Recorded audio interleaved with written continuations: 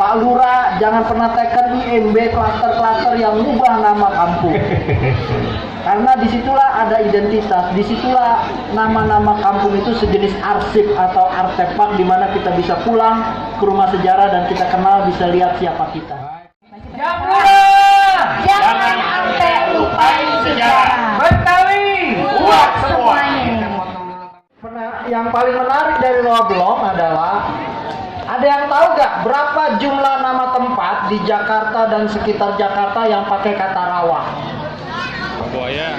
10? 10, 20, 30?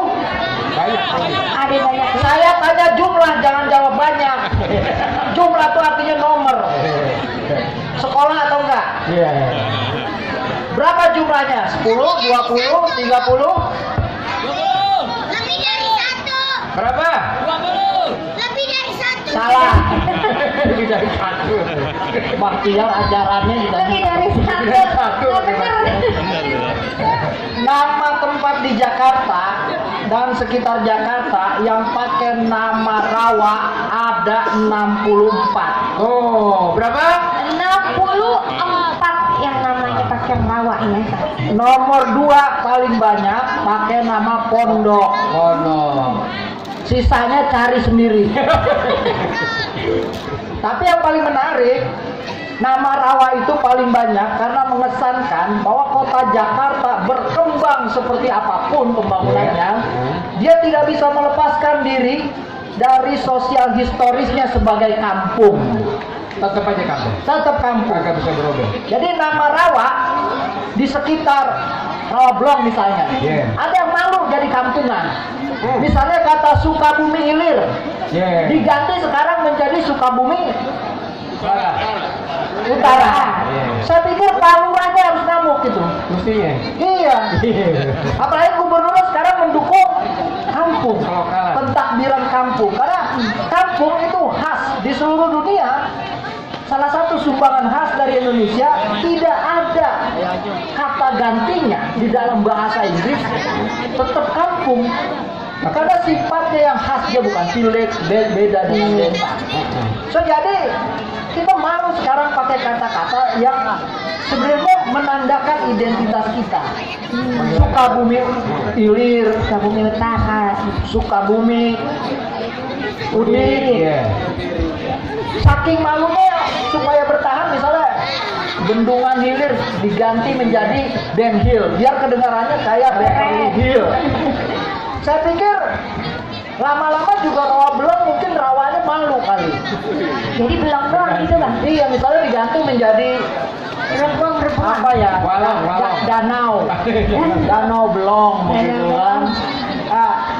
Nah, yang menarik juga menandakan betapa Rawa Belong itu adalah identitas yang sangat tua, kampung yang sangat tua. Di sekitar Rawa Belong, nama tempatnya itu identik dengan tumbuhan, ya, misalnya kemanggisan. Manggis. Iya, kemudian Sukabumi, Sukabumi, terus Kampung Rawa, Sukabumi, iya Kemanggisan. kan? Betul. Separuh diganti menjadi Gili Sampeng, saya nggak ngerti artinya apa Gili Sampeng, ya kan? Terus dekat dengan kebun jeruk. Jadi kalau kita petain, dekat dengan Kebayuran lama, karena ada Kebayuran baru. Ada yang tahu nggak Kebayuran dari kata apa? Dari nama pohon jati, jati bayur. Pernah lihat pohon jati bayur? Ya pernah. Saya juga nggak pernah lihat. Belum lahir. Baik Jeje. Kita ini. Jamurah. Jangan sampai lupain sejarah. Betawi. Buat semua. Kita sambil di Kebayoran kita dengerin musik dulu. Musik silakan.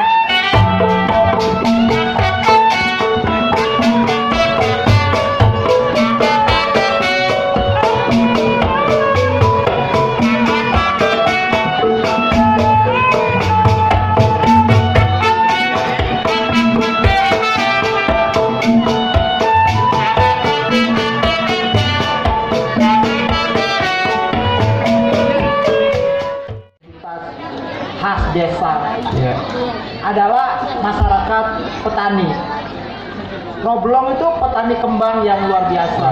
Saya masih menemukan sampai 3 tahun lalu ada 2 rumah yang masih punya kebun anggrek. Tuh. Saya nggak tahu sekarang apa masih ada kebun anggrek. Nah, Pak Lurah tuh harus jagain itu, kalau perlu disubsidi ya. Masih tepuk punya tangan dong, Pak anggrek. Lurah nih. Yang saya cuma temuin sekarang beberapa orang pindah ke Tendang, ke pinggiran di daerah Pengasinan untuk berkebun anggrek.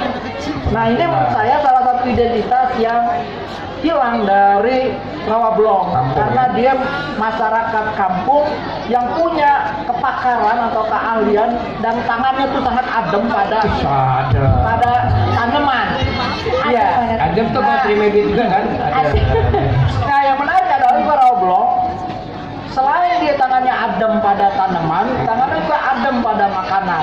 Nah, ini kita narik Pak Abdul Khair itu yang kita anggap sebagai orang tua yang menyimpan banyak memori gitu ya. Karena itu menceritakan di pinggir Rawablong itu ada kampung besar lain yang namanya Kampung Kebon Kelapa. Nah, ada lagi. Nah, Kampung Kebon Kelapa di mana letaknya? Itu di belakang gedung DPR, di dekat kantor Kompas. Iya, belakang Senayan. Oh, masih Nah, pada yang tahu. paling menarik dari orang Kampung Kebon Kelapa adalah jiwa kemandiriannya, entrepreneurship-nya yang tinggi, sifat perdagangan atau partikelernya. Dia tidak mau menjadi budak dari orang lain, dia pengen jadi tuan atas dirinya sendiri, dan dia menjadi tuan dan bisa menjadi tuan atas dirinya sendiri karena kemampuannya dalam tangannya yang sangat adem dalam makanan. Jadi dia sangat pandai mengelola aneka macam jenis beras-berasan. Nah. Jadi kalau kita mau cari akar kenapa Rawablong itu nasi uduknya begitu terkenal, ya saya pikir itu harus dikaitkan dengan cerita orang dari Kampung Kebon Kelapa.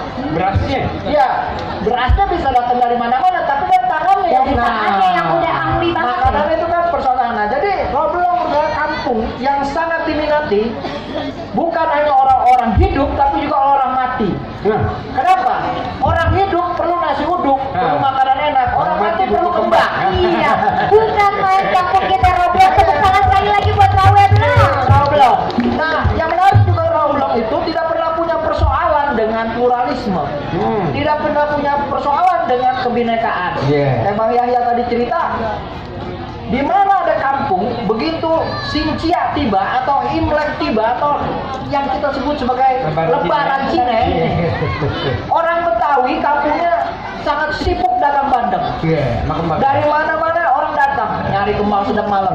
Kalau kagak bawa bandeng pada saat Sincia dianggap nggak punya liangsim atau kagak punya kesopanan. Liangsim, tahu apa liangsim?